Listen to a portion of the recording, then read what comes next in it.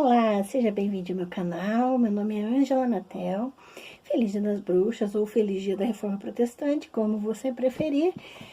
Aqui no canal tem indicações de livros sobre a Reforma Protestante, sobre a história da igreja. Você pode buscar aqui mesmo na seleção de vídeos de leituras da semana. Mas hoje eu escolhi um texto especificamente em relação à caça às bruxas. Então eu vou ler um texto deste livro aqui, Textos da Fogueira, da Rosemary Muraro, e introduzindo esse tema, eu quero ler o trecho da orelha aqui do livro, que vai nos dar uma ideia do que se trata, tá bem? E daí eu vou ler um trecho do livro em si. Então vamos lá. Deus, o diabo, a sexualidade e o poder. Textos da Fogueira é uma reunião de textos malditos, mas não sobre a sexualidade, e sim sobre o poder.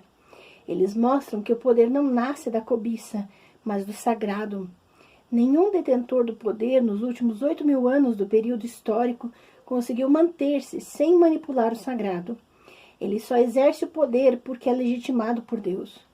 Só no século XX esse determinismo se rompe e por um motivo muito surpreendente. Se é o sagrado, o fundamento do poder, a sua justificação é a sexualidade.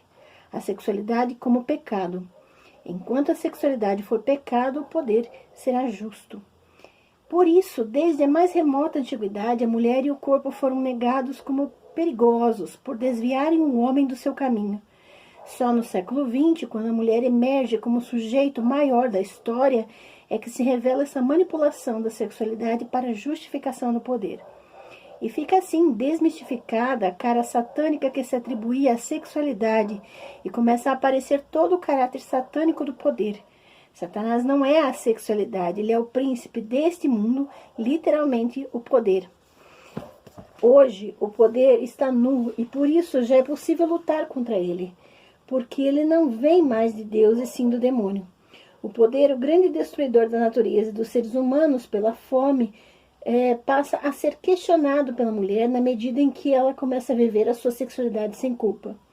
Nesse livro, a autora analisa passo a passo como a satanização da sexualidade vai sendo substituída pela satanização do poder, inclusive detendo-se detalhadamente nos dos textos mais sinistros de todos os tempos, o Martelo das Feiticeiras, escrito pelos inquisidores durante a Idade Média e que ajudou a torturar e matar centenas de milhares de mulheres, aquelas que eram consideradas satânicas por viverem sua sexualidade sem culpa num tempo de pesada repressão. É nesse texto que aparece com maior clareza como o poder mais cruel se considera santo e com todo o direito de condenar e despedaçar o feminino em nome de Deus. A seguir, essa época é comparada com os dias de hoje, em que o feminino começa a emergir com toda a sua força, em que todos os povos passam a exigir um mundo mais justo. E a partir dessa explicação, né, desse resumo do que a obra se trata, eu quero ler um trecho intitulado A Caça às Bruxas. Vamos então pular o período histórico. Nada de novo acontece sob o sol há 8.000 anos em relação à mulher. Ela ficou esse tempo todo em casa, cozinhando, lavando, passando e parindo. Vamos pular os impérios, Grécia, Roma, que foram estudados no meu livro Mulher no Terceiro Milênio. Vamos chegar finalmente aos dias de hoje, se é que queremos falar sobre os mitos da destruição. Mas antes vamos nos deter sobre um mito fundamental para entender esses mitos modernos, que é o mito das bruxas. Esse é o mito da Idade Média. Nesse período, com o desejo de expansionismo da sociedade europeia, depois do fim do Império Romano, os europeus vão procurar mais territórios para aumentar seu poder. E tomaram como pretexto ir arrancar à força o túmulo de nosso Senhor Jesus Cristo das mãos dos infiéis. Mas levam uma tremenda surra dos muçulmanos, muito mais guerreiros que os cristãos. As cruzadas duram 4 séculos e nessa época, por esse motivo, há uma escassez de homens na Europa. E as mulheres começam a assumir o governo dos feudos, algumas vezes dos estados, mas principalmente tomaram o poder cultural. Eram as monjas que educavam as gerações de homens e mulheres na Alta Idade Média. Em 5 séculos só houve um único poeta na Europa inteira, a monja Roswitha de Gandersheim, que está sendo resgatada agora. E outra foi Hildegard de Bingen, do século XII, cuja música esteve há 2 anos nos primeiros lugares nas paradas de sucesso na Europa. Assim, essa é uma época de barbárie e de guerras terríveis. A história da igreja é de uma violência enlouquecedora. Por exemplo, era comum desenterrarem papas, reis, amaldiçoarem os ossos e enterrarem outra vez. É algo absolutamente louco. Lembro-me também do caso de Inês de Castro, a que depois foi morta, depois de morta foi rainha, desculpa. Eles faziam coisas que hoje seriam impensáveis. A caça às bruxas começa no século XIV, já está no auge no século XV, quando as cruzadas voltam. E quem denuncia as bruxas? São os grandes donos de terras, cujos feudos são cercados por pequenos feudos pertencentes a mulheres velhas e viúvas, que não tinham ninguém que as protegesse. Esses senhores querem anexar esses feudos. Olha como é diabólico. A igreja era então a instituição mais poderosa, e foi mesmo a instituição mais poderosa de todos os tempos, porque tinha e tem autoridade para manipular os arquétipos mais profundos do ser humano. Naquela época, ela podia mexer com as fronteiras dos países, como quem mexe com um jogo de xadrez. E é então que a igreja cria a Santa Inquisição, uma instituição diretamente ligada ao papado para reprimir o pensamento dissidente. Mas não é o pensamento abstrato, metafísico que ela reprime. Os poucos heréticos que morreram na fogueira, como Giordano Bruno, foram uma exceção. Galileu fez um conchavo com o Papa. Ele concebeu uma das invenções científicas mais importantes de todos os tempos, que desencadeou a Renascença, mas negou. Ele provou que não é o Sol que gira em torno da Terra, e sim esta que gira em torno do Sol. Descobriu, mas negou, com medo de ser queimado vivo. Ao contrário, 85% das pessoas que foram queimadas nas fogueiras foram mulheres, e foram alguns milhões. É um número monumental. Havia cidades que tinham 800 mulheres e num só dia perderam 798, como a cidade de Trier, na Baviera, por exemplo. Não era brincadeira a caça às bruxas. Qualquer transgressão era pretexto para a fogueira. E isso vem contado num livro, Martelo das Feiticeiras, um dos mais importantes que já publiquei. Ele estava na banca de todos os inquisidores que assassinaram mulheres. Logo nas primeiras frases, o inquisidor diz, em resumo: o homem tem 3 instâncias. A primeira é o espírito governado por Deus. A segunda é a vontade, que é governada por um anjo. A terceira é o corpo governado por uma estrela, no sentido astrológico. E Satanás, que é um espírito imundo, só pode chegar no homem pelo corpo, e principalmente pelos órgãos sexuais, porque os órgãos sexuais são o local da mulher. A mulher é cúmplice de Satanás porque ela cometeu o pecado original. Quer dizer, aquele pecado que seria o primordial, o ser humano se apossar da árvore do conhecimento, passa a ser sexualizado pelo inconsciente coletivo e passa então a ser a primeira relação sexual. O Maleus Maleficarum inteiro versa sobre isso. E os 2 inquisidores que escreveram livros citam principalmente aquelas mulheres que têm um imundo orgasmo, porque uma mulher só pode ter o orgasmo, que é uma coisa proibida por Deus, se ela copulou com Satanás. Mesmo que ela tenha tido um único homem, continua o inquisidor, vocês podem ver uma fumacinha preta que é Satanás ensinando a mulher a ter orgasmo. Então, logicamente, essas mulheres são bruxas e por isso devem ser mortas, mas para tanto elas precisam não só serem orgásticas, como também serem revoltadas contra o homem, isto é, capazes de produzir sua própria subsistência. Essa é a definição de bruxa, mulher orgástica e independente. No fim da primeira parte do livro, o inquisidor diz: Satanás gosta de comprar bruxas pobres, por isso não existem bruxas ricas, porque o custo das bruxas mais pobres é mais barato e assim ele humilha melhor o meu senhor. Olha aí a visão classista do inquisidor. É uma insanidade o livro inteiro. Li 6 vezes esse livro para acreditar no que estava lendo. Ali estava a mais perfeita racionalidade teológica sobre as premissas mais loucas. Na segunda parte, eles fazem uma descrição antropológica, etnográfica das bruxas. Para eles, as bruxas são muito poderosas. Elas fazem aborto, elas são culpadas da infertilidade das mulheres, da impotência dos homens, e contam uma porção de casos. Elas também cortam o pênis dos homens. Olha aí, vocês psicanalistas, cortam o pênis dos homens e os criam, capítulo 6, da segunda parte, numas árvores em ninhos e alimentam esse pênis com alpiste. Está escrito assim mesmo. E o inquisidor conta a história de uma bruxa que quis devolver o pênis ao seu dono.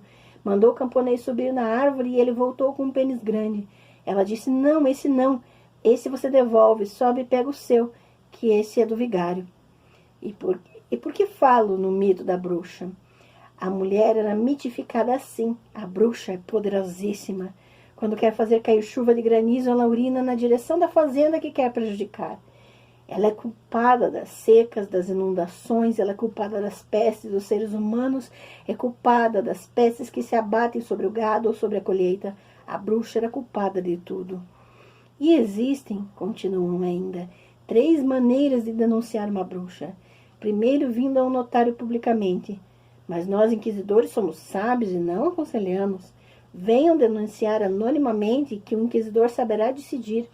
E a terceira é que, onde há rumor de bruxaria, pode-se acreditar que é a bruxa. Assim começa a história coletiva de caça às bruxas. Naquele tempo, o rumor de bruxaria não faltava. Qualquer mulher que tivesse um gato ou que gostasse de uma vassoura era suspeita. Quem leu Clausewitz sobre a teoria da guerra aprendeu que as nações, como as conhecemos hoje, começam a nascer exatamente na volta da época das cruzadas, juntamente com a caça às bruxas, lá pelos séculos XIV e XV. No século XVIII, elas já estavam solidificadas. Então, a noção de pátria como país, a nação, não como mãe, mas como pai, nasce exatamente no século XIV. É assim que as nações já estão formadas no alvorecer da Revolução Industrial. E a caça às bruxas acaba como tinha começado, sem ninguém saber onde. Nessa época já haviam morrido praticamente quase todas as mulheres orgásticas. As mulheres já não trabalhavam mais fora, elas voltavam em massa para casa. Nasce então a figura da dona de casa, da mulher santa, da mãezinha dedicada. Nasce a infância como categoria separada da idade adulta, porque a mulher, não tendo mais de trabalhar, leva a criança também a não trabalhar mais desde os 4 anos de idade, como na Idade Média. Começa a formar-se no século XVIII a família nuclear como ela é constituída hoje. Ela se solidifica, pois, no fim da caça às bruxas. E principalmente aparece a mulher inorgástica e histérica, que somos nós, que Freud estudou no fim do século XIX. E nasce também, como consequência disso, todo o amor romântico dissociado do corpo. E não era assim na Idade Média. A relação homem-mulher era muito carnal e erótica, como mostram a música e a poesia daqueles séculos.